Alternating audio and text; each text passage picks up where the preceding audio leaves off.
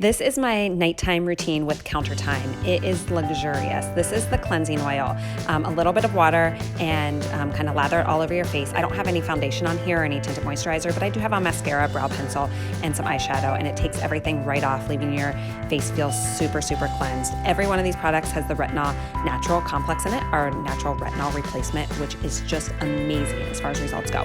This one is the Hydrating Essence. This is kind of like the prep toner one, and really kind of preps your skin to absorb the other products better. It also smells luxurious. This is the Peptide Serum. This one is going to help fight those fine lines, smooth out your skin, and prep your skin for this one, the night cream, the Supreme Cream. And this one is just going to really hydrate your skin and again help with those fine lines, wrinkles, hydration. And then finally your eye cream helps brighten the under eyes, helps with crow's feet, and altogether these products have just had the most amazing results. My skin feels super hydrated and smooth. The best skincare routine I've ever tried.